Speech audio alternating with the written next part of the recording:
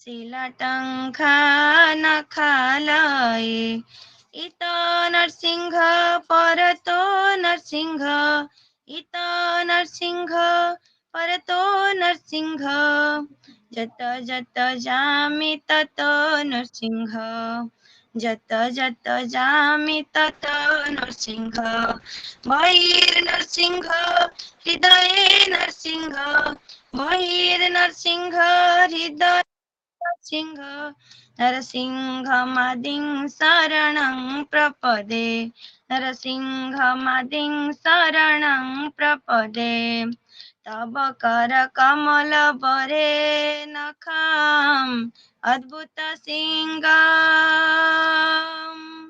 दलित हिरण्यकशिपु तनुभृङ्गम् केशवधृत नरहरि रूप जय जगदीश हरे जय जगदीश हरे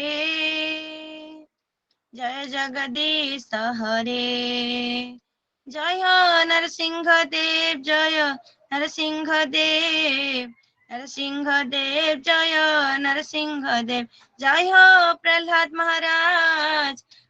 महाराज भक्त शिरोमणि प्रहलाद महाराज जय जय प्रभुपाद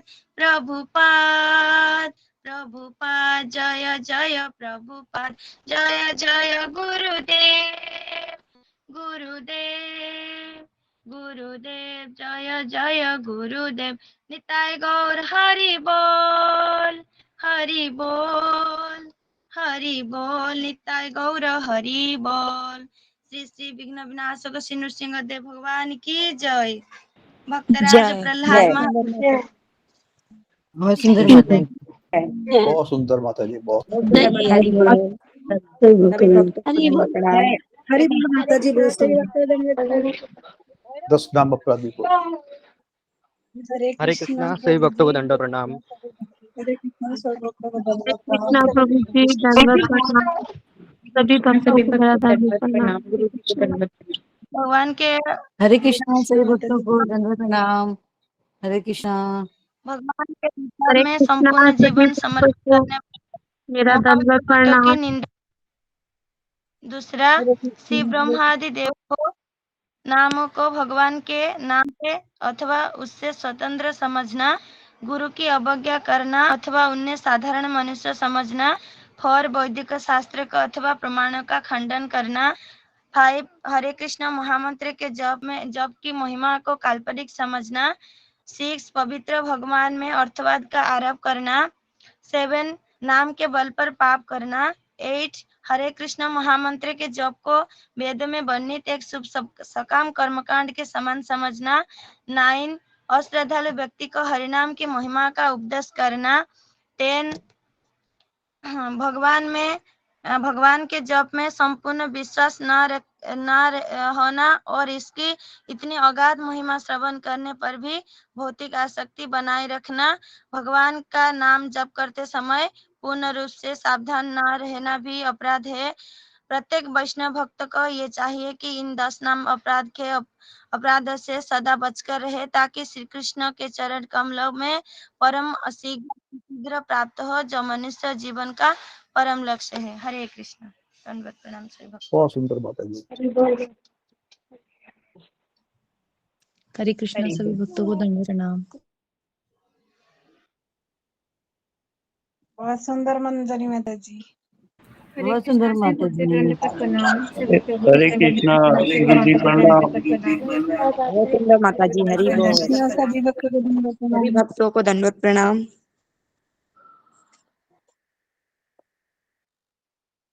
हरे कृष्णा दंडवत प्रणाम सभी को, सभी माता जी को दंडवत प्रणाम।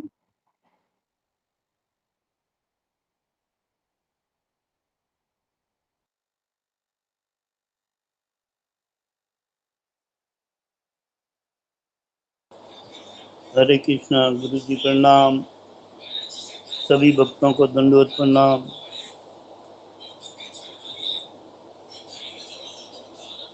हरे कृष्णा प्रभु जी दंडवत प्रणाम।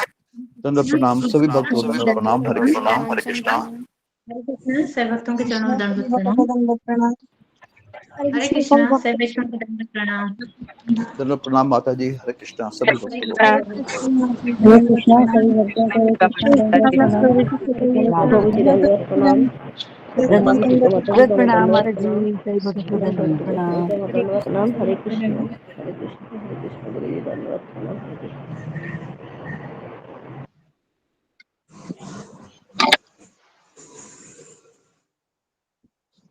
नित्यानंद प्रभु जी को दंडवत प्रणाम।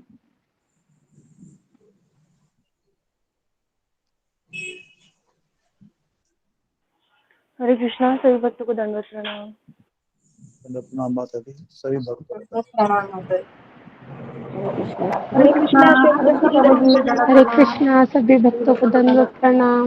हरे कृष्णा सभी भक्तों को दंडवत दंडवत प्रणाम। हरे कृष्णा सभी भक्तों को दंडवत दंडवत प्रणाम प्रणाम। माता जी। अशोक चावला प्रभु जी दंडवत प्रणाम। दंडवत प्रणाम माता जी। हरे कृष्णा सभी भक्तों को। रंजना हरे माता जी दंडवत प्रणाम।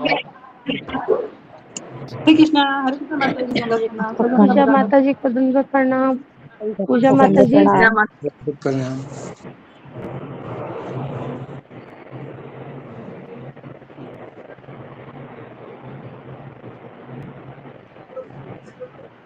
प्रियंका माता जी को दंडवत प्रणाम। हरे कृष्णा माता जी दंडवत प्रणाम। हरे कृष्णा माता जी।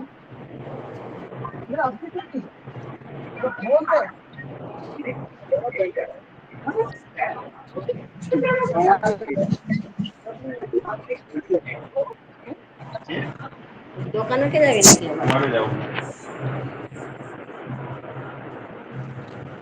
हरे कृष्णा गुरु जी आपके चरणों में दंडवत प्रणाम। सभी वैष्णव भक्तों को हरे कृष्णा आपके चरणों में दंडवत प्रणाम। प्रभु जी हरे कृष्णा सभी भक्तों को दंडवत वैष्णव भक्त जनों के चरणों में दंडवत प्रणाम। दंडवत प्रणाम हरे कृष्णा। हरे कृष्णा ज्योति माता जी को दंडवत प्रणाम।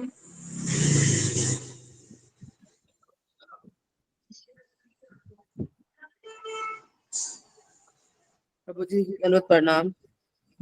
दंडवत प्रणाम माता जी। सभी को दंडवत प्रणाम। हरे कृष्णा। हरे कृष्णा।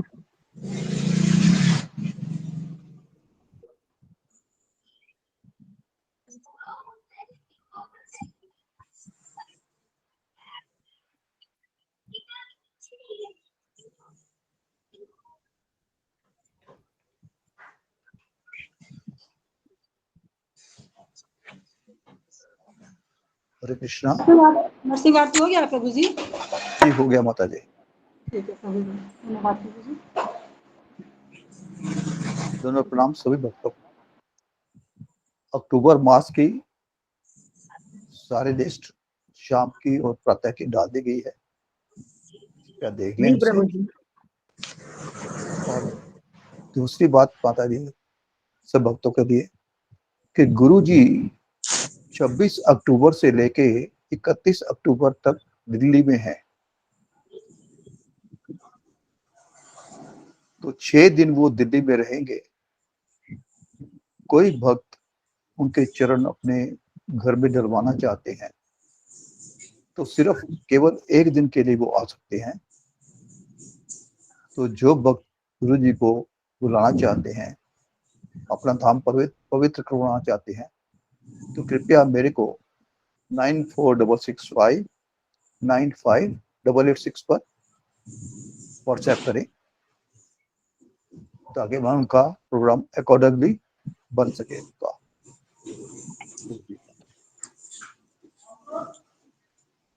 धन्यवाद। हरे कृष्णा।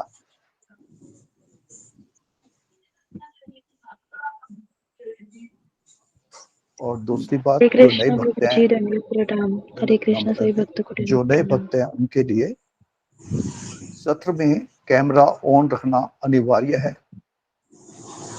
माइक अपना म्यूट करके रखिएगा, क्योंकि कोई भक्त रसिक आरती बोलता है, 10 नाम अपराध बोलता है या गुरुजी बोलते हैं, कृपया बीच में उनके मत बोलिएगा।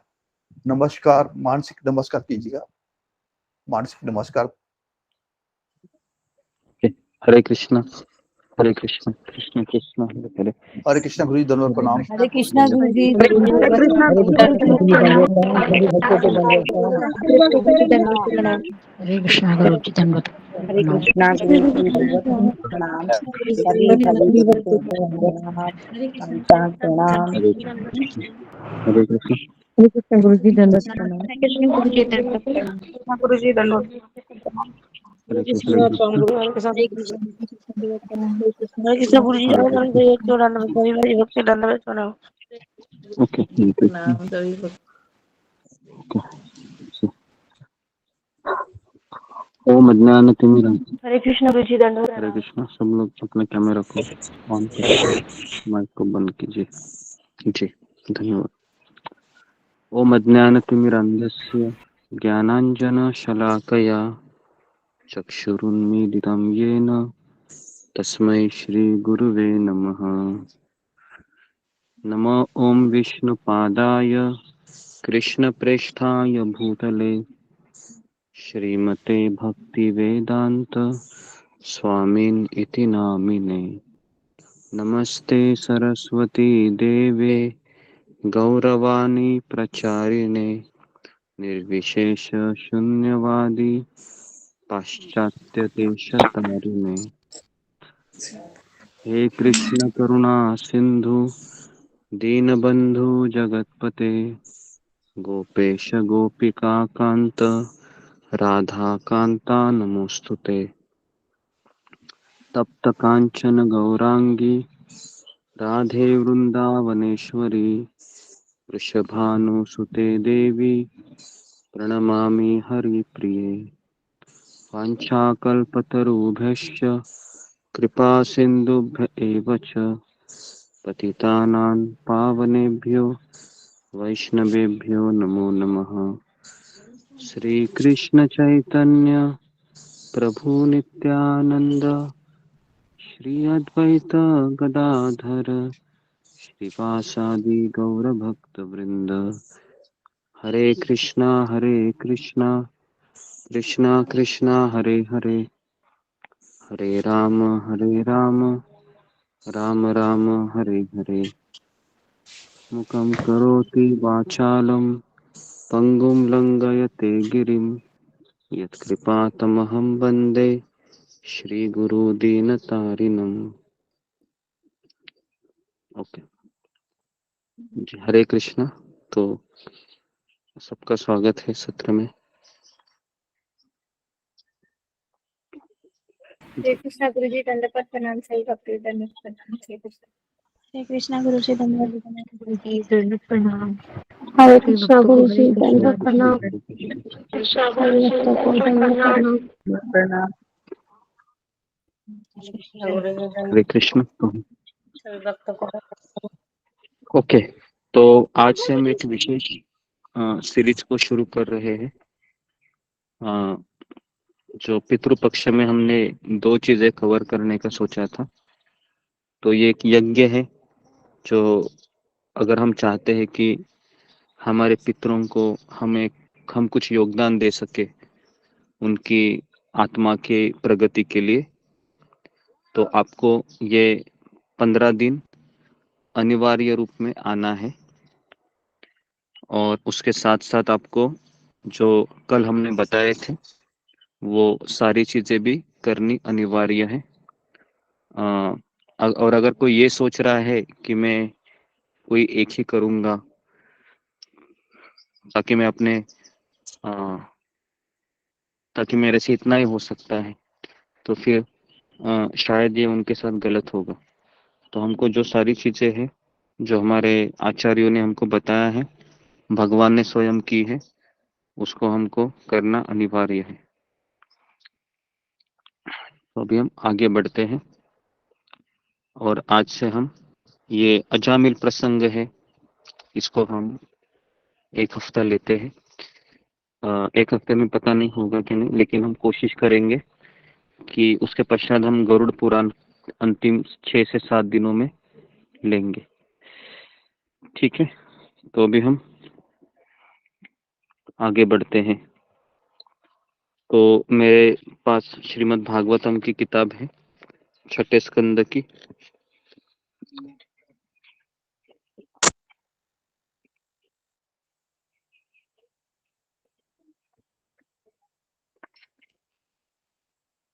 जी 29। ओके, तो अभी यहाँ पर मैं आपको थोड़ा सा बैकग्राउंड बताना चाहूंगा कि कैसे इस कथा की शुरुआत हुई। ठीक है, इस कथा की शुरुआत होने के पीछे क्या ऐसा सुखदेव गोस्वामी के मन में आया कि यह चीज बतानी चाहिए। ठीक है, तो अगर कोई कहेगा कि ये अजामिल है, ये बहुत ही अच्छा जीवन जिया, पूरा पापमय, और अंतिम समय में हरि नाम लेते हुए भगवत धाम चला गया, है ना। तो अजामिल के बारे में हम सबको पता है। तो कोई ये सोच सकता है कि मैं भी अजामिल की तरह जीवन भर पाप करता रहूंगा और अंतिम समय में हरि नाम को ले लूंगा और भगवत धाम चला जाऊंगा। तो ऐसा अगर किसी के मन में है तो वह मन के विचार आप तुरंत कचरे के डिब्बे पे डाल दीजिए। ठीक है, क्योंकि ये एक्सेप्शनल केस है कि जिस व्यक्ति ने हमेशा पाप किए हैं और अंतिम समय में वह भगवान का नाम लेता है, ये एक तरीके से असंभव है।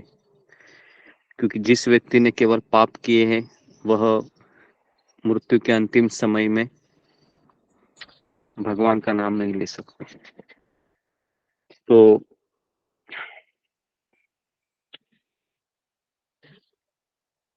यहाँ पर अभी सुखदेव गोस्वामी एक चीज बता रहे हैं परीक्षित महाराज को कि जिस पुरुषों ने, मान लो कि कृष्ण का पूर्ण साक्षात्कार नहीं किया है, ध्यान पूर्वक सुनिए, कि जिन पुरुषों ने भगवान का पूर्ण साक्षात्कार नहीं किया है लेकिन एक बार भी जीवन में भगवान की पूर्ण रूप से शरण ग्रहण कर ली है और उसने अपने जीवन में प्रायश्चित की सही विधि को स्वीकार किया है, ऐसे शरणागत व्यक्तियों को यमराज या उनके दूत, जो कि पापी को बांधने हेतु रस्सियां लिए रहते हैं, स्वप्न में भी दिखाई नहीं पड़ते। तो ठीक है, तो सुनकर कितने लोगों को अच्छा लगा? तो सबको अच्छा लगा सुनकर कि यमदूत लोग स्वप्न में भी दिखाई नहीं देंगे। ओके जी, लेकिन क्या करना होगा उसके लिए? तो यहाँ पर लिखा हुआ है कि भगवान के नाम, रूप, गुण तथा लीलाओं से आकर्षित हो चुके हैं, वे समस्त पाप कर्मों से पूर्णतया मुक्त हो जाते हैं। तो अगर अगर भगवान की पूर्ण शरण ली है, भगवान के नाम की, भगवान की लीला की, तो आप यहाँ पर मुक्त पुरुष है ना। स्वप्न में भी उसको यमराज या यमदूत नहीं दिखते हैं। तो आप में से किसी को ऐसा हुआ है कि स्वप्न में किसी को यमदूत या यमराज दिखे हैं और आप भयभीत होकर उठे हैं? ऐसा कोई है? ओके जी जी, ओके। 3 लोग हैं हमारे ग्रुप में, 2 लोग हैं जिनको स्वप्न में यमदूत और यमराज दिखे हैं जी। अशोक चावला प्रभु जी, बताइए आपको कैसे दिखे वो स्वप्न में? गुरु जी रोज दिखते हैं जी। मैं बीवी की बात कर रहा हूँ, किसकी बात कर रहे हैं? अपनी वाइफ की, बीवी की। रोज दिखते हैं। रोज दिखते हैं? कौन दिखता है आपको? जी। यमदूत, यमराज? यमदूत का रूप ही है जी, वाइफ भी। वाइफ यमदूत का रूप कैसे हो चलो सकते हैं? हे प्रभु जी। ये तो आपने बहुत बड़ा जोक मार। प्रभु जी इतनी खतरनाक।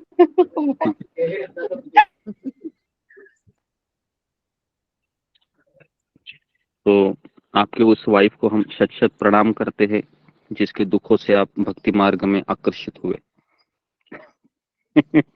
ठीक है, ओके। तो आगे बढ़ते हैं अभी हम। जी, उनके सामने ऐसा मत कहिए, अगर वो रहेगी तो सुन लेगी तो आपको ज्वाइन करने नहीं देगी आगे, है ना? हाँ, ओके। तो अभी हम इस कथा को बताने जा रहे थे कि परीक्षित महाराज 5वें स्कंद के अंतिम पड़ाव में नारकीय जीवन का वर्णन सुनते हैं कि किस तरह से व्यक्ति को नरक में जाना पड़ता है, वहां पर उसको अलग अलग तकलीफें दी जाती है। तो ये सुनकर वैष्णव होने के नाते उनके मन में बहुत दया उत्पन्न होती है, करुणा उत्पन्न होती है। वैष्णव का एक गुण होता है कि वो दूसरों के लिए जीता है। जो व्यक्ति माला, कंठी माला, तिलक लगा के, है ना, और सत्संग में भी आता है, लेकिन वो हमेशा अपने भक्ति की चिंता करता है ना, तो वह पूर्ण रूप से वैष्णव नहीं हुआ है। वैष्णव का अर्थ है कि वह दूसरों के लिए जीता है। इसीलिए आपने एक भजन सुना होगा कि वैष्णव जन तो तेने कहिए जे पीड़ पराए जाने रे, है ना। तो दूसरों की पीड़ा को समझना ये एक वैष्णव का बहुत गुण होता है ना। इसलिए वैष्णव है वो पर दुख दुखी होता है, दूसरों का दुख देखकर उसको दुख, और वैष्णव है वो पर सुख सुखी होता है, दूसरों के सुख देखकर उसको आनंद आता है। इस संसार में लेकिन उल्टा है। अगर किसी को दुख ही हुआ दिखते है तो लोगों को आनंद आता है ना, और किसी को अगर सुखी हुआ दिखते हैं तो बहुत जलन होती है, दुखी होता है व्यक्ति वो। लेकिन इस संसार में जो वैष्णव होता है वह पर दुख दुखी होता है। तो अभी कथा सुनाने के लिए फिर परीक्षित महाराज अपने जो शिष्य थे उनकी पीड़ा को दूर करने के लिए सुखदेव गोस्वामी नाम की महिमा का वर्णन करते। अभी ये इतनी सुंदर कथा है, इतनी सुंदर कथा है, शायद मैं इसको न्याय न दे पाऊं, क्योंकि मैं कोशिश तो करूंगा कि आपको पूरी तरीके से इस कथा को समझने की, लेकिन एक बद्ध जी होने के नाते मैं कोशिश ही कर सकता हूँ। फिर भी इस कथा के माध्यम से मैं स्वयं का शुद्धिकरण कर सकता हूँ, और आप लोग भी अगर ध्यान पूर्वक सुनेंगे तो आपका भी इसमें शुद्धिकरण होगा। तो सुखदेव गोस्वामी अपने शिष्य की चिंता को देखते हुए इस कथा का आरंभ करते हैं। तो कान्य कुब्ज नामक नगर में एक अजामिल नाम का एक ब्राह्मण रहता था, जिसने एक वेश्या दासी से विवाह करके निम्न श्रेणी की स्त्री को की संगति के कारण अपने समस्त ब्राह्मणोचित गुण खो दिए। तो यहाँ से शुरुआत करते हैं सुखदेव गोस्वामी। तुरंत वो कहते हैं कि सुनो अभी परीक्षित, सुनो कि जो पापी व्यक्ति है ना वह भी भगवत धाम जा सकता है। तो ये जब सुनते हैं ना परीक्षित, तो उनको लगता है कि ऐसा भी होता है क्या। तो सुखदेव गोस्वामी कहते हैं ऐसा ही होता नहीं है, ऐसा हुआ भी है, सुनो अभी। तो इस तरीके से ये अभी अजामिल की कथा हम, है ना, सुनने जा रहे हैं। तो अजामिल है ये कान्य कुब्ज, मतलब प्रभुपाद लिखते हैं कि कानपुर के निकट एक नगर है। अगर आप में से कितने लोग कानपुर को गए होंगे या कानपुर से अगर परिचित होंगे, तो वहां का नजदीक का नगर है जिसको कहते हैं कन्नौज। सुना है आपने? कन्नौज कानपुर से ही बहुत नजदीक है। कन्नौज। जी जी गुरुदेव। कन्नौज, ओके। तो वहां पर ये अजामिल रहता था, ठीक है। तो अभी देखिए, सुनिए, इसका अच्छे से अभ्यास कीजिए, क्योंकि ये हम इतने विस्तार से आपको बताने का कोशिश कर रहा हूं मैं, कि ताकि हम सब लोग इसको पितृपक्ष में लाभान्वित हो और हमारे जो पितर है वो भी इस चीज को समझे, है ना जी। तो इसने क्या किया, अभी ये ब्राह्मण था, है ना, लेकिन इस अपनी पत्नी अपने पत्नी से ये संसार कर ही रहा था, लेकिन एक वेश्यादासी से विवाह करके उसने अपनी पत्नी को छोड़ दिए, और इसके कारण उसमें अच्छे गुण थे उसको भी खो दिए, जो ब्राह्मणोचित गुण है ना वो खो दिए। तो जब व्यक्ति संस्कारी होता है, लेकिन अगर वो कोई गलत कार्य करता है तो उसके सारे सद्गुण है वह चले जाते हैं।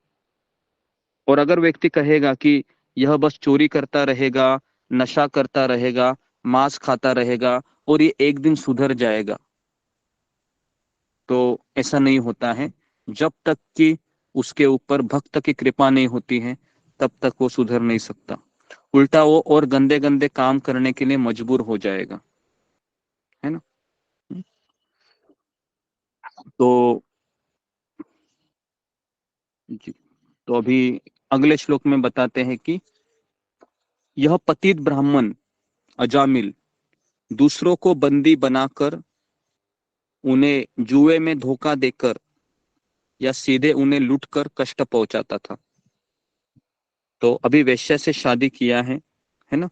तो आपको पता है कि शादी करने के बाद तो हम घर में बैठ नहीं सकते, तो वह वेश्या उसको डिमांड करती थी, मुझे सुंदर गहने चाहिए, मुझे सुंदर साड़ी चाहिए, मुझे सुंदर फर्नीचर चाहिए। और अजामिल ये उसकी इच्छाओं को पूर्ण करने के लिए 3 चीजें करता था। नंबर 1, दूसरों को बंदी बनाकर किडनैप करना। नंबर 2, जुए में धोखा देकर उनको लूट लेना, है ना। और तीसरा है जबरदस्ती लूटकर कष्ट पहुंचाना। ये 3 चीजें करने लगा, उससे ही अपना वो जीविका चलाने लगा, ठीक है। और अपनी पत्नी तथा बच्चों का भरण पोषण करता था, ठीक है। तो अभी देखिए, तात्पर्य में प्रभुपाद लिखते हैं कि वेश्या के साथ रहने से मनुष्य कितना पतित हो जाता है। कि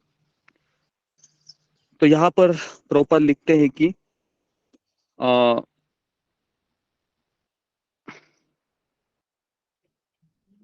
जी, यदि समाज में इस तरीके से अगर वेश्यावृत्ति को अगर सरकार अनुमति देती है, तो इस तरीके से चोर, लुटेरे, शराबी, जुआ खेलने वालों को प्रोत्साहन मिलता है।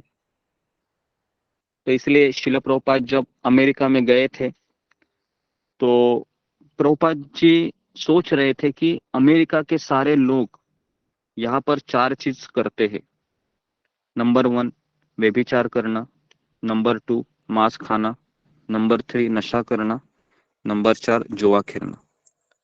श्रील प्रभुपाद जी सोच रहे थे कि इन लोगों को अगर मैं कहूंगा कि ये सब छोड़ दीजिए, तो मुझे ये लोग अपने देश से भगाएंगे। तो श्रील प्रभुपाद ने कौन सी चाल चली, कौन बताएगा मुझे। अभी श्रील प्रभुपाद जी ने कौन सी चाल यहाँ पर चली, फिंगर को रेज कीजिए। कैसे प्रभुपाद ने उनको भगत बनाया। जी जी, रीना सिंह। हरे कृष्णा काम गुरुदेव से काम गुरुदेव। इसके लिए सबसे अच्छा उपाय जो शुक्ला जी ने ये बताया कि जो है कि प्रसाद ले लीजिए आप, महाप्रसाद दिया उनको और हरिनाम संकीर्तन करवाया, ये 2 चीजें करवाई जिससे जो है कि वो शुद्ध हो गई। गुरुदेव हरे कृष्णा का। जी जी, तो यहाँ पर जो उत्तर दिया है रीना माता जी ने, कि पहला है कि श्रील प्रभुपाद जी ने उनको भरपेट भोजन प्रसाद के रूप में खिलाया, नंबर 1। नंबर 2 है श्रील प्रभुपाद ने उनको संकीर्तन से आसक्त करवाया। और नंबर 3 प्रभुपाद जी ने उनको अपनापन दिया, कहा कि मैं आपका हूं, है ना। ये 3 चीजें शिल प्रभुपाद ने दी। और प्रभुपाद ने कहा कि इन लोगों को थोड़ी भी अगर रुचि मिल जाए कृष्ण भावना में तो ये 4 चीजें आसानी से छोड़ सकते हैं। तो अगर हम प्रचार करते हैं तो कोई भी व्यक्ति कभी ये नहीं कहेगा कि आप ये छोड़ दो, आप चाय कॉफी छोड़ दो। हम यहाँ पर भी ये नहीं कहते हैं। हम उनको क्या कहते हैं, आप सत्संग में आइए, आप माला कीजिए, है ना। और उसके बाद ये खुद ही हमको सवाल पूछते हैं, क्या चाय कॉफी छोड़ना पड़ेगा? फिर हम कहते हैं जी जी चाय कॉफी छोड़ना पड़ेगा।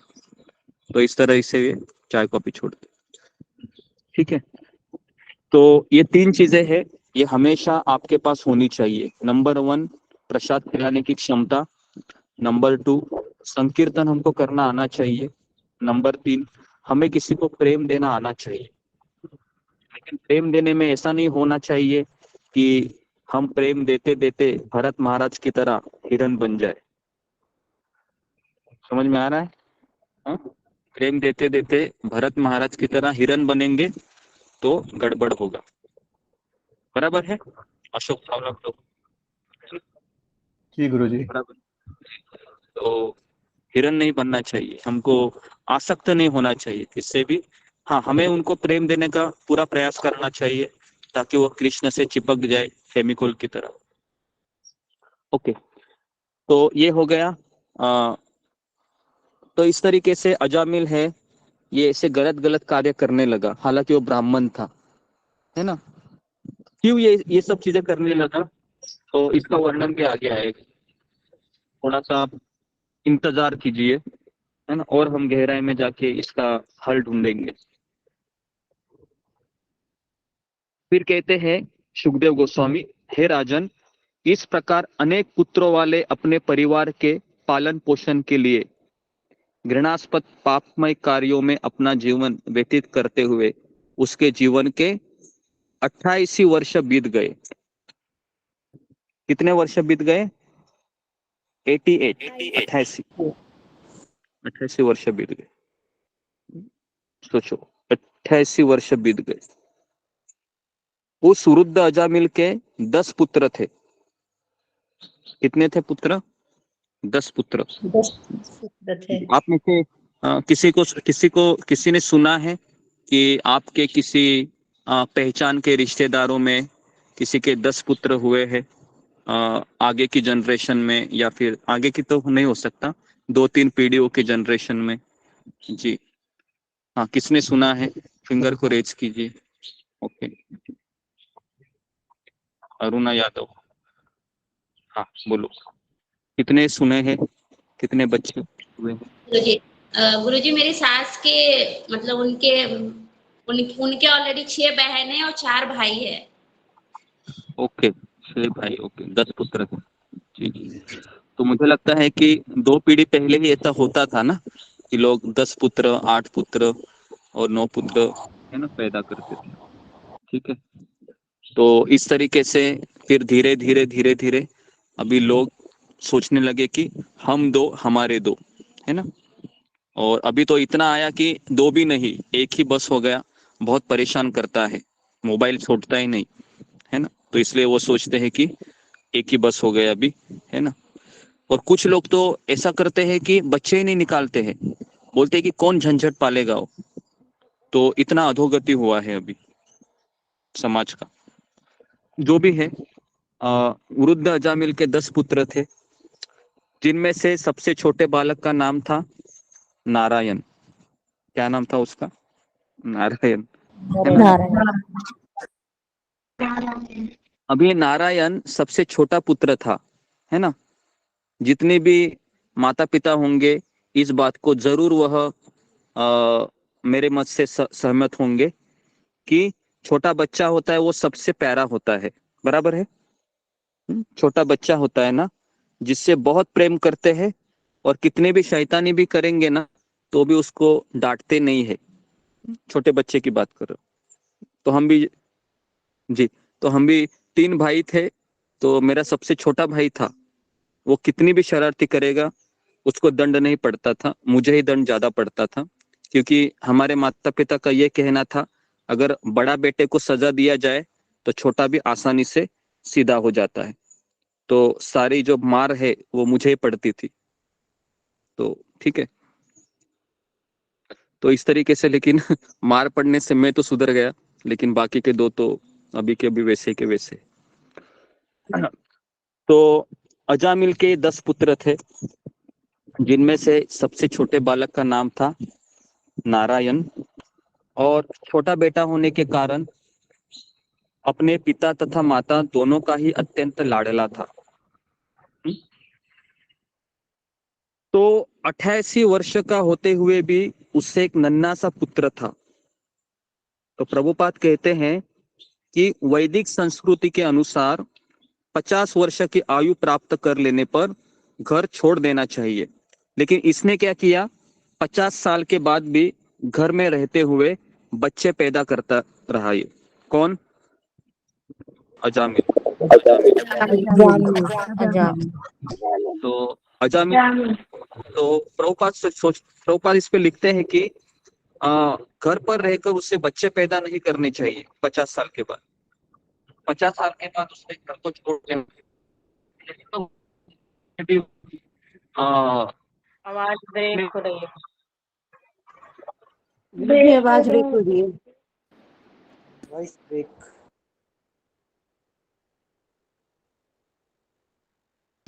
जी, हरे कृष्ण। तो घर में रहते हुए ही उन्होंने ऐसा अपना जीवन जीना चाहिए कि वो अपने पत्नी से आसक्त न होते हुए केवल औपचारिक रूप से रहकर वह पूरा अपना मन है वह भगवान के नाम गुण लीला में लगाना चाहिए, अगर वह वन में नहीं जा सकता है तो। लेकिन अक्सर ऐसा होता है कि पति पत्नी का रिश्ता ऐसे होता है कि बूढ़ा होने के बाद पति पत्नी पे ज्यादा डिपेंड हो जाता है और पत्नी पति पे ज्यादा डिपेंड हो जाती है। और इसका नतीजा ऐसे होता है कि वो मरते समय किसका नाम लेता है? पत्नी का। मरते समय अपने ही पत्नी का।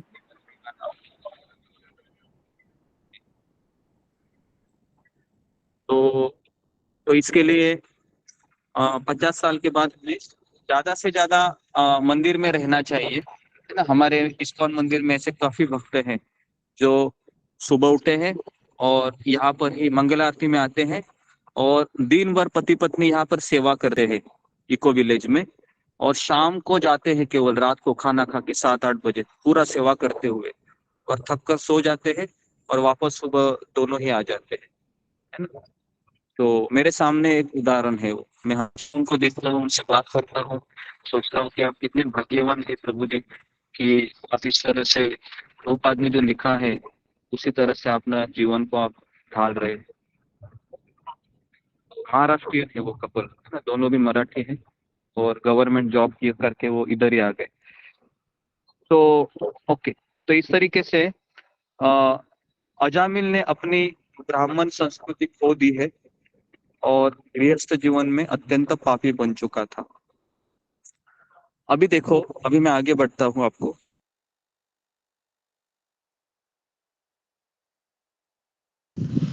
तो अभी सुखदेव गोस्वामी परीक्षित महाराज को ये बता रहे थे कि बालक की तोतली भाषा और लड़खड़ाती चाल से वृद्ध अजामिल उसके प्रति अत्यधिक आसक्त हो गया। आपको पता है, जब किसी पुरुष का शादी होता है तो अपने पत्नी से वह मैक्सिमम 3 साल 5 साल या मैक्सिमम 1 साल आसक्त हो जाता है, वो भी उसके शरीर से। लेकिन जब उसकी जीवा चलने लगती है स्त्री की, तब उसको समझ में आता है कि ये तो मेरी अपनी कभी बन नहीं सकती है। तो फिर वो उसका जो नजर है वो कहाँ चला जाता है, फिर उसका प्यार है, उसका प्रेम है, वह बच्चे के प्रति चला जाता है ना। दोनों का ऐसा होता है, देखा गया है। जैसे बच्चा होता है, दोनों अपना डायरेक्शन चेंज करते हैं और फिर बच्चों का एजुकेशन, बच्चों का लाड प्यार, बच्चे का शादी, बच्चे का इसी में वो अपना इन्वेस्टमेंट करने लगते हैं, है ना। लेकिन उसके बाद जब उसकी शादी होती है तो दोनों का भ्रम का जो क्या बोलते हैं, जो इमारत होती है वो गिर जाती है और फिर दोनों को पता चलता है, अरे बाप रे, ये बेटे के लिए हमने क्या नहीं किया, इसने भी अंगूठा दिखाया। ओके, तो जी, तो यहाँ पर अभी अजामिल किससे आसक्त हो गया? तो नारायण से। अभी नारायण के पास दो चीजें थी। पहला, ये बालक था और तोतली भाषा बोलता था, है ना, पप्पा पप्पा पप्पा पप्पा, और उसकी चाल भी लड़खड़ाती थी। तो अजामिल जब देखता था, है ना, कि नारायण है, ठीक से बोलता नहीं था, न चल पाता था, तो बच्चे की क्रीड़ाओं से वह आनंदित होता रहा और उसका नाम नारायण था। इसके लिए वो हमेशा बोलता था, नारायण इधर आओ, नारायण ये करो, नारायण इधर जाओ, नारायण तुमको सुसु आया है। तो इस तरीके से वो हमेशा किसका नाम लेता था? तो हमेशा वह नारायण का नाम लेता था। नारायण। तो नाम लेता था।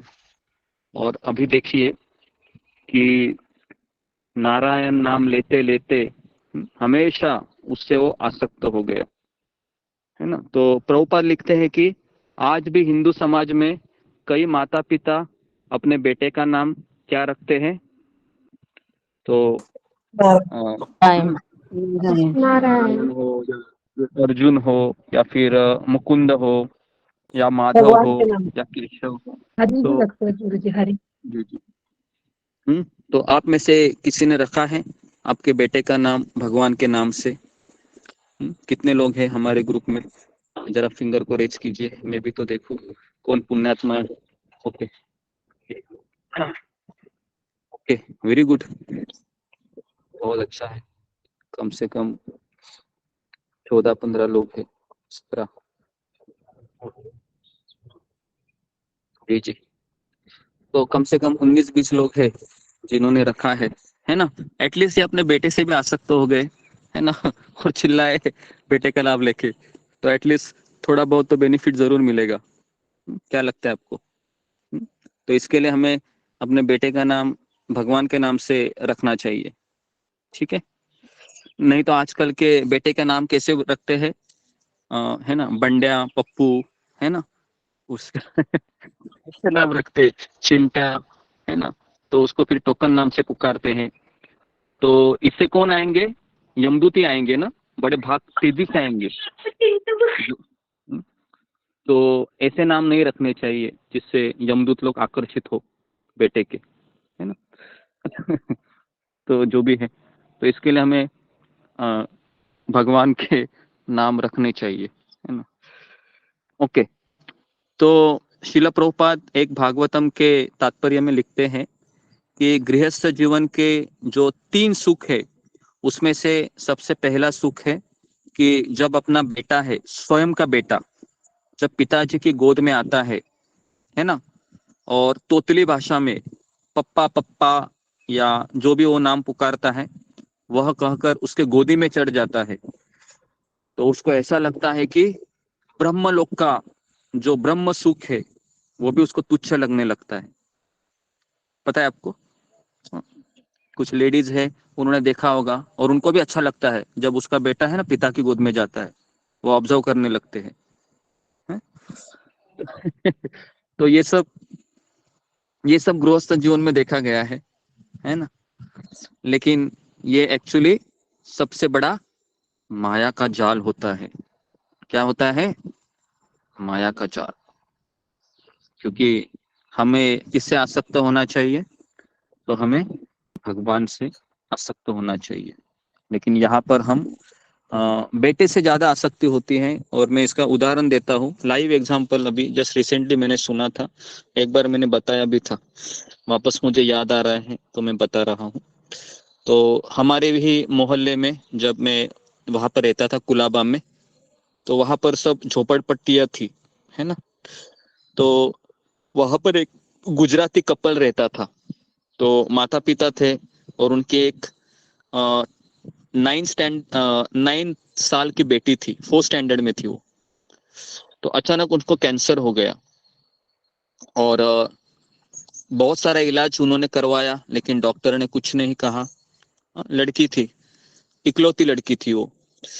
तो माता पिता को कोई आध्यात्मिक ज्ञान नहीं था शास्त्र का, तो हुआ ऐसे कि जब उनको पता चला कि मेरी बेटी अभी हमारे पास ज्यादा समय नहीं रहेगी, और जैसा ही कुछ समय के बाद उसकी डेथ हो गई कैंसर से, उस पीड़ा को सहन नहीं कर सके, है ना, और सब कुछ होने के पश्चात दोनों ने सुसाइड कर लिया उसी घर में। जब बास आने लगा, स्मेल, तो पड़ोसियों ने दरवाजा खोला तो देखा कि ये सब किया हुआ है। तो मैं इसलिए उदाहरण दिया क्योंकि आसक्ति है ना, ये बहुत डेंजरस होती है अगर उसको आध्यात्मिक ज्ञान नहीं है। तो इसलिए मैं बार बार आप लोगों को कह रहा हूं कि आध्यात्मिक ज्ञान को ग्रहण करते रहिए, क्योंकि ये संसार इतना क्रूर है, इतना पीड़ाजनक है कि किसी भी अवस्था में हमारे डियर और नियर हमें छोड़कर जा सकते हैं। तो इसलिए हमें गीता भागवत सुनते रहना चाहिए हमेशा, ताकि मैं अपने आप को संभाल सकूं उचित समय पर। ठीक है, तो आगे बढ़ते हैं अभी हम।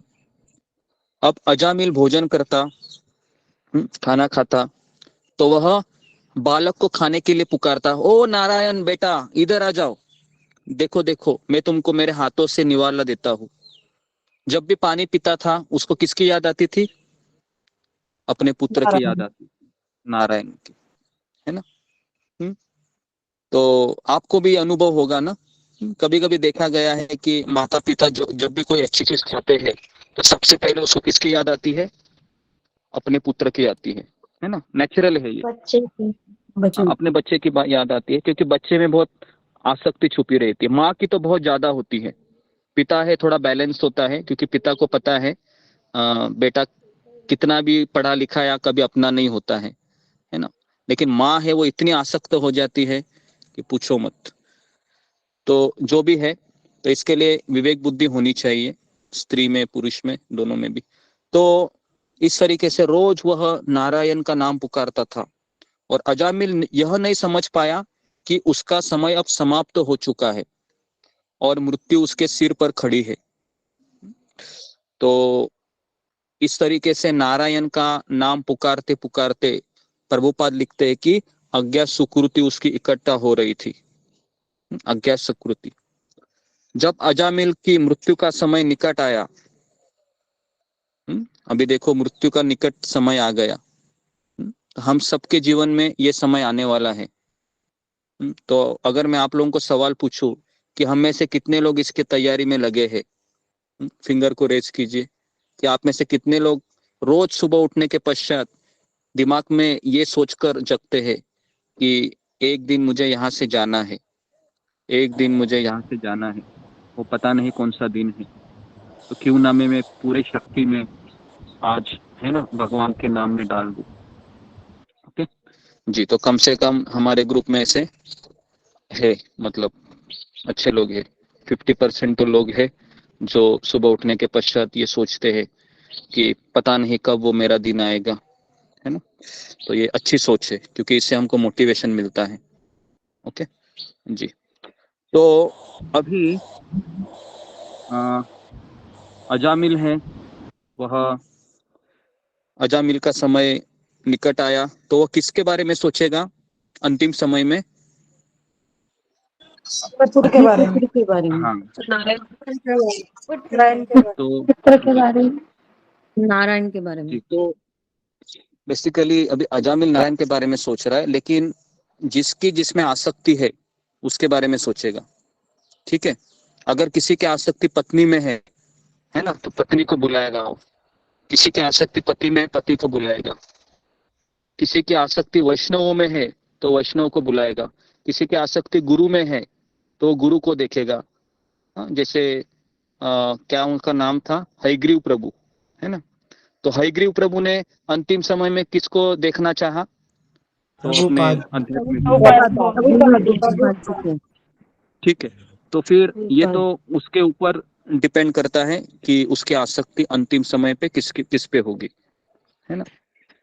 तो इसके लिए हयग्रीव प्रभु का हम देखते हैं कि उनकी आसक्ति श्रील प्रभुपाद जी में थी, तो इसलिए उनका बेड़ा पार हो गया, भगवत धाम चले गए, है ना। वो भी अंतिम समय में उन्होंने भी इसी तरह से अपने गुरु का आश्रय ले लिया। ओके, तो आगे बढ़ते अभी हम कि अजामिल ने 3 भयावह व्यक्तियों को देखा। अभी ध्यानपूर्वक सुनिए। तो जैसे ही उसका समय निकट आया तो अजामिल ने कितने लोगों को देखा? 3 भयावह व्यक्तियों को देखा। उनके हाथ में क्या था? तो उनके हाथ में कोई चेकबुक था क्या? चेकबुक या लॉटरी का टिकट या प्रमोशन का कागजात या प्रॉपर्टी के पेपर थे क्या आपको लेने के लिए? चलो भाई आ जाओ। तो ऐसा कुछ नहीं था उनके पास। और वर्णन आता है कि उनके शरीर वक्र थे। वक्र मतलब टेढ़े मेढ़े। दूसरा भयानक। और तीसरा है उनके मुख भी टेढ़े होते हैं तथा शरीर पर रोम खड़े हुए थे। रोम मतलब जो हमारे बाल होते हैं ना, ये खड़े हुए थे। तो वे अपने हाथों में रस्सियां लिए हुए उसे यमराज के लोक ले जाने हेतु आए थे।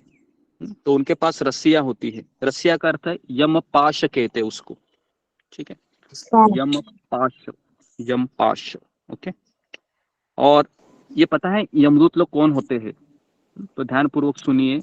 जो लोग अपने पितरों को तर्पण नहीं करते हैं, है ना, जो लोग अपने पितरों का श्राद्ध नहीं करते हैं, जो लोग अपने पितरों को पिंडदान नहीं करते हैं, तो यमराज सोचता है कि इनका भी हम क्या करें।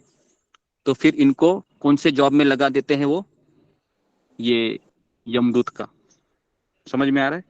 तो वहां पर वैकेंसी बहुत ज्यादा है क्योंकि एक व्यक्ति को पकड़ने के लिए कितने कितने लोग लगते हैं? कम से कम 3 लोग, है ना, 3 लोग। और आप सोचो कोरोना के समय तो ये ओवर टाइम कर रहे थे क्योंकि कोरोना में तो बहुत ज्यादा ही लोग जा रहे थे। आप सोचो, है ना, रोज कम से कम, है ना, भारत में ही 5,000 लोग मरते होंगे तो कितने यमदूत लगते होंगे? कम से कम 15,000, है ना। और अगर ऑल ओवर द, अगर इंडिया की बात की जाए, ऑल ओवर द वर्ल्ड की, तो सोचो, है ना।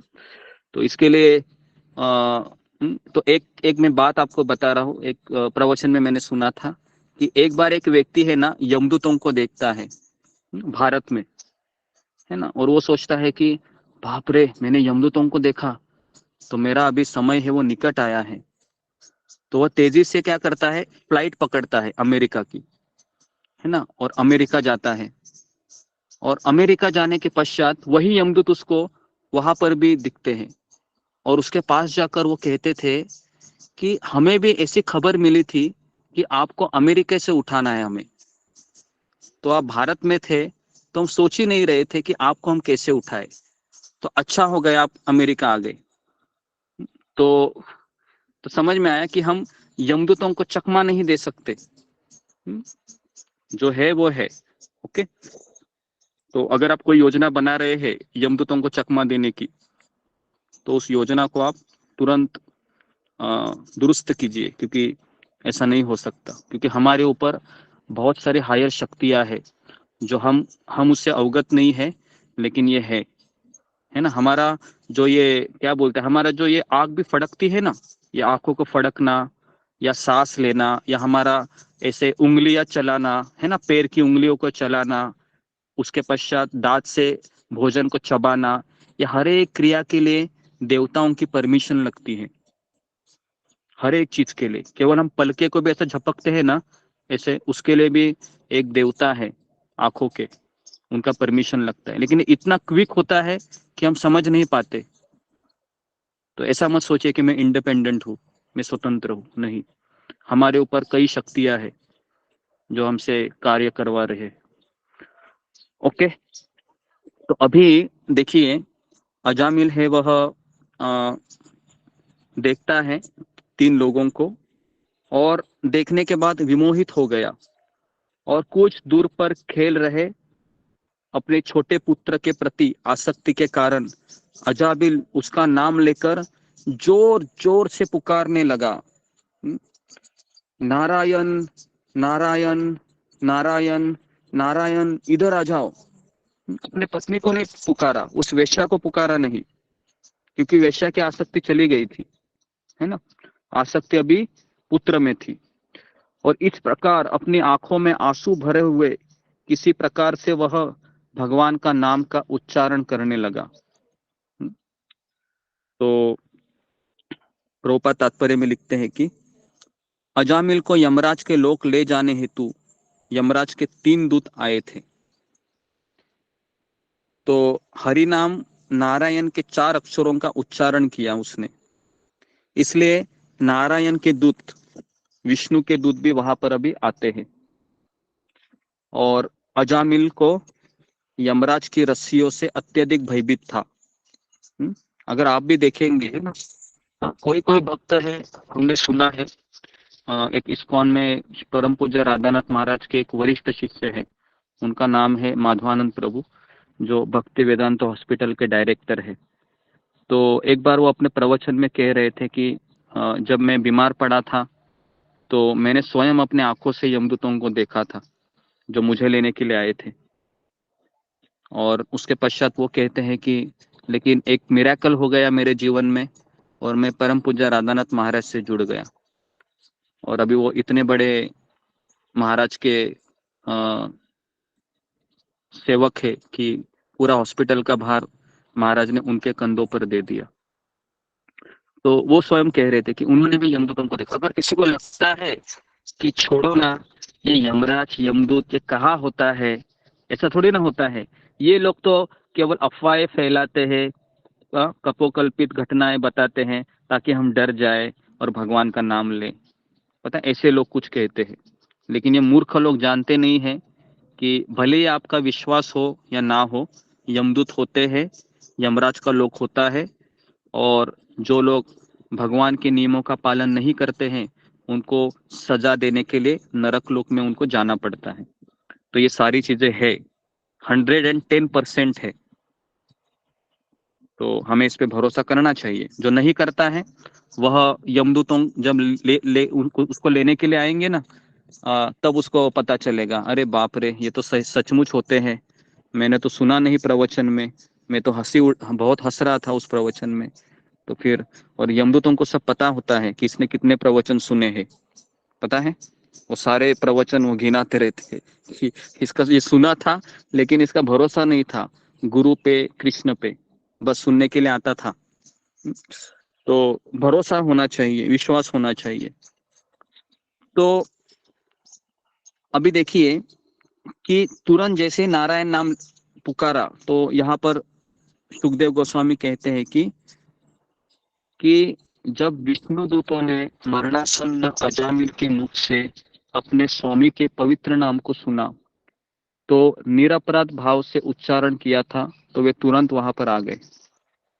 तो अभी यहाँ पर वर्णन आया है कि विष्णु के दूत तुरंत यहाँ पर आते हैं। तुरंत, तुरंत का अर्थ है 1 सेकंड की भी देर नहीं लगती। तो आप बोलोगे क्या वो वहीं पर होते हैं क्या? हाँ, विष्णु के दूत हमेशा इसी ब्रह्मांड में घूमते रहते हैं, और जब कोई व्यक्ति असहाय अवस्था में उनको पुकारता है तो वह उनकी मदद करने के लिए वहां पर पहुंच जाते हैं। तो नारायण नाम का उच्चारण अजामिल ने कैसे किया था? तो यहाँ पर लिखा है निरपराध भाव से। निरपराध भाव से मतलब कोई जो 10 नाम अपराध होते हैं ना, ये 10 नाम अपराध उसमें नहीं थे।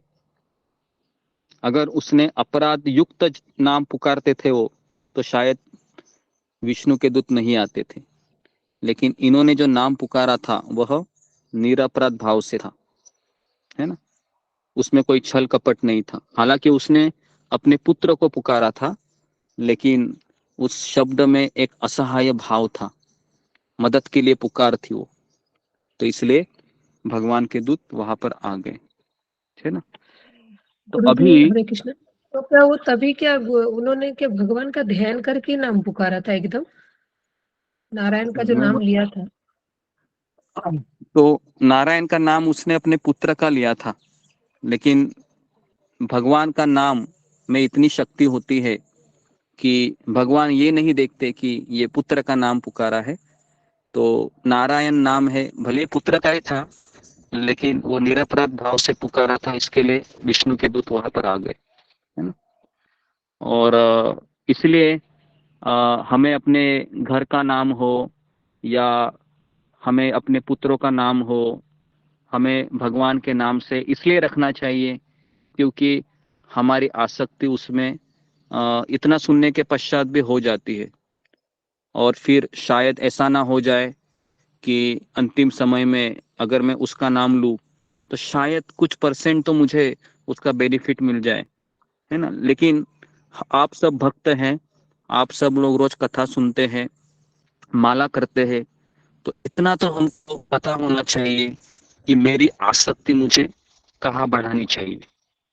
अगर ये हमें पता नहीं है इतने प्रवचन सुनने के बाद भी, तो सबसे दुर्भागी व्यक्ति हम ही है ना। सबसे दुर्भागी व्यक्ति, क्योंकि इतना तो कोई सुनता नहीं है ना गीता भागवत, तो इसके लिए भगवान तो उससे इतनी अपेक्षा तो करेंगे नहीं। अपेक्षा किससे करेंगे? जो हम रोज सुनते हैं, है ना। तो इसलिए हमें सतर्क रहना चाहिए कि कहीं मेरी आसक्ति घर के बर्तनों में तो नहीं हो रही है, कहीं मेरी आसक्ति, है ना, वॉशिंग मशीन, उसके पश्चात बहुत कुछ होता है लेडीज के लिए, और जेंट्स के लिए भी इतना होता है कि उसको अपना, है ना, शर्ट हो, बैग हो, या उस ऑफिस हो, है ना। कभी कभी तो रिटायर होने के बाद भी व्यक्ति, है ना, वो ऑफिस जाने के लिए अपने पत्नी को कहता है चलो चलो चलो तुरंत डब्बा भरो, जाना है मुझे, वो लोकल पकड़नी है। और वो लोकल पकड़ के ऑफिस भी जाता है, और उसको ऑफिस वाले बोलते हैं अरे आप तो कल ही रिटायर हो गए, और वो आज चला गया। वो समझ में आ रहा है, इतना वो आसक्ति होता है वो रूटीन में कि रिटायर होने के बाद भी वो, उसको पता होकर भी वो चला जाता है ऑफिस में। तो इसके लिए ये आसक्ति को छोड़ना है। तो कैसे छोड़े इसको?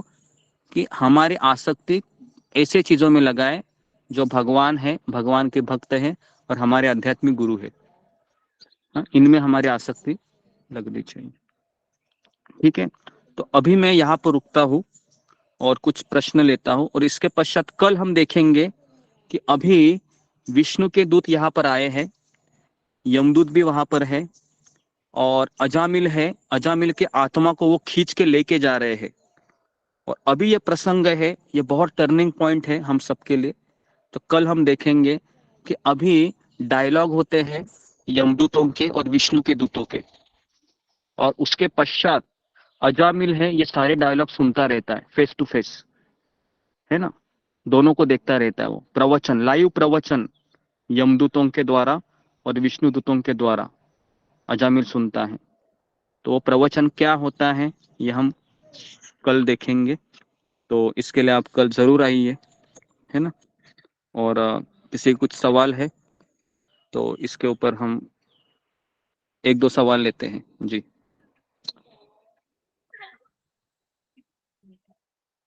ठीक है, मोहित कुमार। हरे कृष्ण गुरुजी, दंडवत प्रणाम गुरुजी। गुरुजी मेरा प्रश्न था कि मैं तो अर्निंग नहीं करता हूँ, तो क्या मैं पिताजी का पैसा को ज्यादा से ज्यादा गीता डोनेट करने में लगा सकता हूँ? हाँ, पिता को पूछ के करोगे तो अच्छा रहेगा। ठीक है गुरुजी, पिताजी कभी अनुमति नहीं देंगे गुरुजी, वो दान को ही अनुमति नहीं देते हैं, दान ही प्रीफर नहीं करते हैं, गीता तो बहुत दूर की बात है गुरुजी। हाँ ठीक है, अगर फिर हाथ में है तो फिर लगा सकते हो, ताकि, लेकिन भगवान से प्रार्थना करो कि इसका बेनिफिट मेरे पिताजी को मिले। ठीक गुरुजी, ठीक, बहुत बहुत आभार गुरुजी। नेक्स्ट प्रियंका सहगल। कृष्णा गुरुजी, दंडवत प्रणाम। गुरुजी मेरा प्रश्न है कि कई बार हमारे जैसे सपनों में हमारे पितर आते हैं, हमारे मरे हुए हमें दिखते हैं, तो वो किसका इंडिकेशन होता है कि मतलब वो प्रसन्न है या नहीं? कई बार हमको दिखते हैं। ये मुझे कैसे पता चलेगा कि वो आते हैं, कुछ बोलना चाहेंगे, कुछ बताना चाहेंगे? तो इसलिए कभी कभी ऐसा होता है कि अगर हमको पितृदोष होता है और अगर हम पिंडदान नहीं करते हैं तो शायद वो आते हैं कि आपको कहने के लिए नहीं, तुम करना चाहिए करके। तो ये भी एक इंडिकेशन हो सकता है।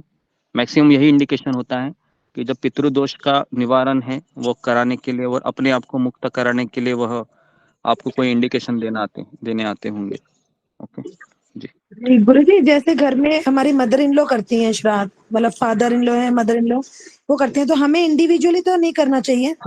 हर एक व्यक्ति को करना चाहिए, क्योंकि हर एक व्यक्ति के पितर अलग अलग होते हैं। क्योंकि हम केवल पीछे के 2 जनरेशन के नहीं देखना चाहिए। जब से हमने इस संसार में जन्म लिया है, तो इसके हमारे कई सारे पितर हो गए होंगे, है ना। तो जी जी जब से हमने शरीर लिया है, तो इसके लिए हर एक व्यक्ति ने करना चाहिए। ये बहुत जरूरी है। ऐसा नहीं कि मेरी माँ कर रही है, मेरे पिता कर रहे हैं तो मैं ना करूँ, ये गलत सोच है। ओके, जी गुरु नेक्स्ट जी। अर्चना श्रीवास्तव। हरे कृष्णा प्रभु जी, दंडवत प्रणाम। प्रभु जी, आपने कल बताया था कि जो पितृपक्ष में जो बच्चे जन्म लेते हैं उनकी लंबी आयु होती है, तो जो पितृपक्ष में जिनकी मौत होती है तो वो क्या स्वर्ग जाते हैं? मैंने सुना था कि 15 दिन के लिए स्वर्ग के द्वार खुले रहते हैं। और गुरु जी, अगर अंत समय में, मृत्यु के समय में अगर गले से आवाज नहीं आए, भगवान का नाम नहीं निकले, तो हम लोग मन में स्मरण करते हैं तो भगवान के धाम जा सकते हैं? अगर अंत समय में वेंटिलेटर पे कोई हो या बहुत कष्ट हो, मुंह से आवाज नहीं निकले गुरुजी, तो फिर स्मरण करने से भगवान के धाम में जा सकते हैं? जी, तो ये अच्छा सवाल पूछा है। तो ध्यानपूर्वक सुनिए कि अक्सर जब हमारा अंतिम समय आता है ना, तो हमारा कंठ अवरुद्ध हो जाता है, गले से आवाज नहीं निकलती है, और हमारा मन भी काफी विचलित रहता है उस समय, क्योंकि शारीरिक पीड़ा ही इतनी होती है। ये सब मैंने सुना है, अनुभव नहीं किया है, सुनने के आधार पे बोल रहा हूँ। शारीरिक पीड़ा इतनी होती है और इतना मन बेचैन होता है, इतना दर्द होता है। कहा जाता है कि मृत्यु के समय 40,000 बिच्छू एक साथ काटते हैं, इतना दर्द होता है। तो उस समय भगवान का नाम लेना ये तो बहुत ही कठिन है। लेकिन अगर हम भाग्यशाली रहे, और अगर मेरे अगल बगल में अगर कोई भक्त भगवान का कीर्तन कर रहे हैं, और उस कीर्तन को सुनते सुनते, भगवान को याद करते करते अगर मैं अपना शरीर छोड़ूं, तो हमें सेम बेनिफिट मिल जाएगा। तो इसलिए हमारे जीवन में भक्त चाहिए। जिसको लगता है कि मेरा कृष्ण और मैं, ये सबसे गलत इक्वेशन है। क्योंकि कृष्ण है वह भक्तों को ही भेजते हैं कलयुग में, क्योंकि कलयुग का युग धर्म है हरिनाम संकीर्तन। तो भक्त लोग जब आजू बाजू में आपके रहेंगे और वो कीर्तन करेंगे, और उस कीर्तन का छोड़े जागृति के चरण नहीं आएंगे। आवाज नहीं आ रही है गुरुजी। लेकिन अगर आपका एक भी भक्त नहीं है, लेकिन अगर आपका एक भक्त ही मान लो, और आप पति है, रिश्तेदारी है बगल में, बताओ क्या वो कीर्तन करेंगे आपके लिए? वो नहीं करेंगे, वो नहीं करेंगे आपके लिए कीर्तन, और आपका इतना अच्छा अवसर है चला जाएगा।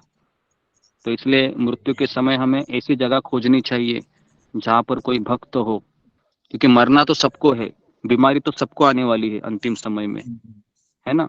तो हमें थोड़ा सा रिस्क लेना चाहिए। कोई बात नहीं, एटलीस्ट मैंने इतना साल मैंने जिया है, तो कुछ समय कुछ कष्ट को सहन करते हुए भक्तों के बीच मरना पसंद करूंगा मैं, ताकि मेरा अंतिम समय है वह भगवान के धाम में हो। ठीक है, धन्यवाद। नेक्स्ट सतीश कुमार माथुर। ये मैं ये पूछ रहा था कि कनागत के दिनों में कोई शुभ काम कर सकते हैं क्या? जैसे किसी के क्या बच्चे की शादी होने वाली है 2 महीने बाद, तो उसके लिए परचेज करना चीजों को, या कोई योजना बनाना, या जैसे मकान बन रहा है तो मकान के लिए कुछ काम करना, ये सब कर सकते हैं क्या? पितृपक्ष में देखो, ये जो हमारे रूटीन की चीजें हैं वो तो हमको करनी ही चाहिए, ऐसा नहीं है।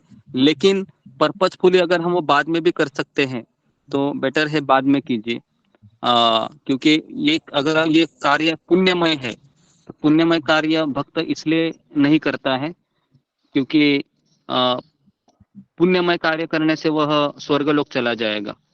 और लेकिन अगर वह मैंडेटरी है, मेरी भावना ये नहीं है कि मुझे पुण्य कमाना है, मेरी भावना ये कि मुझे मदद करनी है, तो फिर आप कर सकते हैं। ठीक है, हरे कृष्ण। नेक्स्ट सुधा गुप्ता। हरे कृष्णा गुरुजी, दंडवत प्रणाम। सभी भक्तों के दंडवत प्रणाम।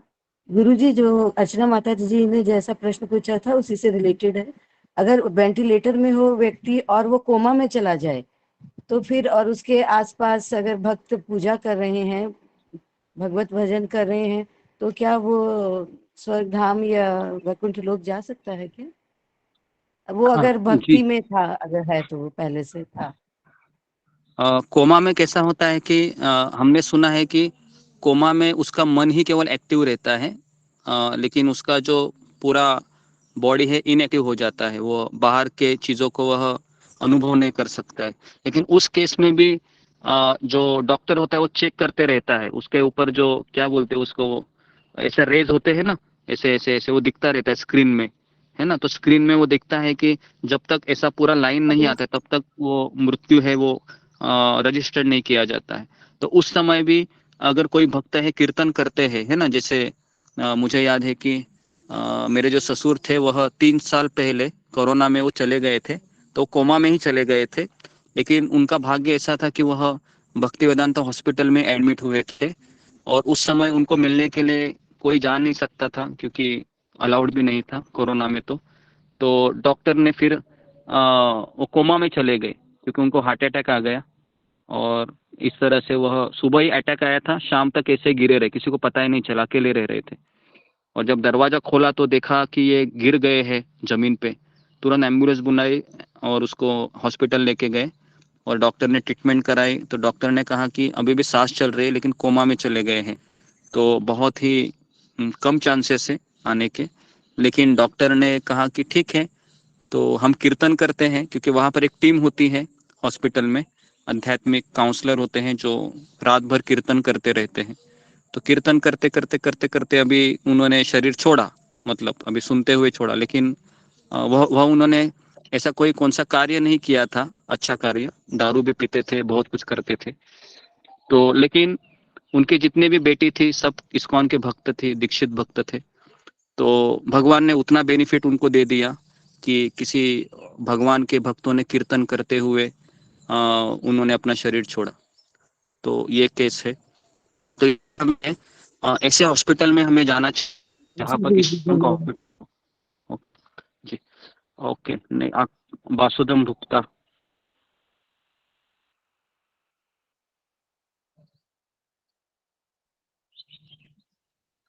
नेक्स्ट देवी मंडल। दंडवत प्रणाम गुरुजी। हरे कृष्णा। सभी भक्तों को दंडवत प्रणाम गुरुजी। पितृपक्ष में हमारे इधर बोलते हैं कि विग्रह सेवा, भगवान की पूजा नहीं करनी चाहिए 15 दिन, तो क्या ऐसा करना चाहिए? ऐसा नहीं करना चाहिए, उल्टा पितृपक्ष में भगवान का नाम ज्यादा लेना चाहिए, ज्यादा हमको भागवत पढ़नी चाहिए, ज्यादा गीता पढ़नी चाहिए, ज्यादा हमको भक्ति में कार्य करने चाहिए। यही तो कल हमने आपको बताया था। जी ये भगवत गीता ठीक है, लेकिन ये घर में जो दीप बाती करते हैं ना, विग्रह सेवा। सब करना चाहिए। विग्रह सेवा तो मेन करनी चाहिए ना हमें, क्योंकि भगवान हमारे घर है, और हम ये सोचकर मना करें पितृपक्ष है। इसके लिए प्रॉब्लम ये है हमारे पूर्वजों का कि उनकी श्रद्धा शास्त्र के आधारित नहीं हो रही है। किसी ने सुनाया, सब लोग सुनते हैं और उसको फिर एक रजिस्टर्ड करके नहीं ऐसा ही करते ऐसा ही करते। इसके लिए उसको ऐसा बहुत बार होता है भारत पे कि हमारे पूर्वज है वो किसी के कहने से एक परंपरा का निर्वाह करते हैं, और इससे फिर काफी चीजें हो जाती हैं। लेकिन शास्त्र कहता है कि ये गलत है, तो पितृपक्ष में हमें भगवान की भक्ति और दुगनी करनी चाहिए। ठीक है। जी जी।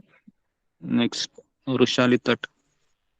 हरे कृष्ण गुरु जी, दंडवत प्रणाम। आखिरी क्वेश्चन लिखा हूँ जी। सभी भक्तों को दंडवत प्रणाम। गुरु जी आपने कहा कि जो लोग श्राद्ध नहीं करते, तर्पण नहीं करते, वे लोग यमदूत बन जाते हैं। तो मुझे यहाँ समझ में नहीं आया कि जो पितृलोक में जो इंतजार करते हैं, जिनके लिए कोई पिंडदान नहीं करता, वे लोग यमदूत बन जाते हैं, या जो पितृलोक के लिए पिंडदान जिनका फर्ज बनता है वो लोग नहीं करते तो वो बन जाते हैं? ये दोनों में से बेसिकली जो लोग वेटिंग पीरियड में रहते हैं और वो देखते हैं कि हमारे पितृगण तो कुछ कर नहीं रहे हैं, तो फिर यमराज कहते हैं कि अभी वेटिंग करके भी क्या करोगे, उससे अच्छा है कि थोड़ा सेवा करो। तो मेरे पास बहुत सेवा है, तो यहाँ पर लोग मर रहे हैं, तो यमदूत का रोल तुम निभा लो तब तक, जब तक तुम्हारे पिता के लिए अच्छा कार्य नहीं करते हैं। और यमराज की सेवा एक शुद्ध भक्त है यमराज जी। यमराज जी कोई देवता नहीं है, भगवान के शुद्ध भक्त है, जो 12 महाजन है उनमें से एक है यमराज जी।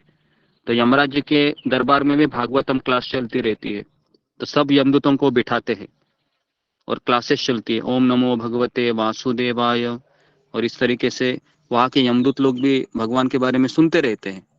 ऐसा नहीं कि यमलोक में केवल वेटिंग पीरियड तो रहता ही है, लेकिन साथ साथ भगवान ने इस दुनिया को ऐसे बनाया है कि यहाँ पर हर जगह पर भक्ति करने का अवसर है, हर जगह पर, चाहे आप कौन से भी लोक में चले जाओ, सूर्य लोक, स्वर्ग लोक, नीचे पाताल लोक में भी भक्ति करने का अवसर है। लेकिन दुर्भाग्य है कि जीवात्मा उसको स्वीकार नहीं करता है।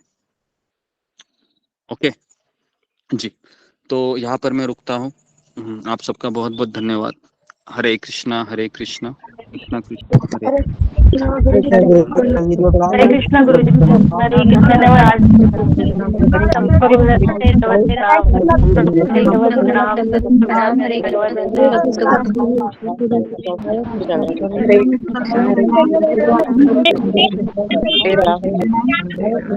प्रणाम गुरु जी। हरे कृष्णा सभी भक्तों को धन्यवाद प्रणाम। सभी भक्तों को धन्यवाद प्रणाम। हरे कृष्णा गुरु जी, चरण पर प्रणाम। सभी भक्तजन को प्रणाम, सभी लोगों के चरण पर प्रणाम, सभी माता जी को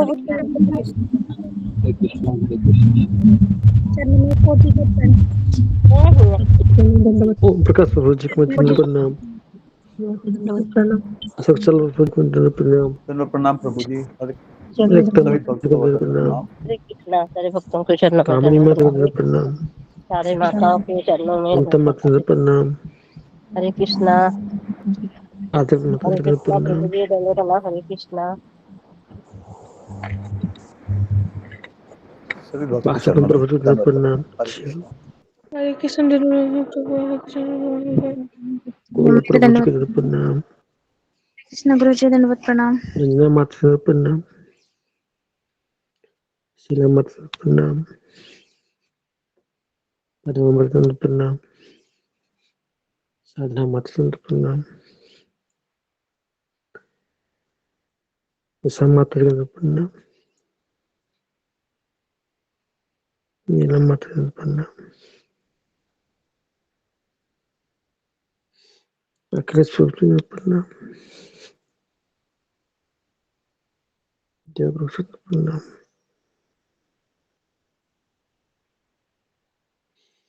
नीला माता को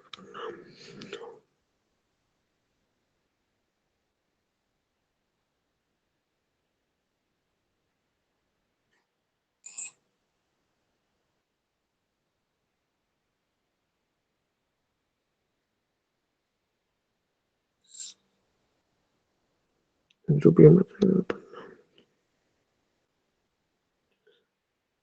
भारत को प्रणाम। शीला माता को प्रणाम।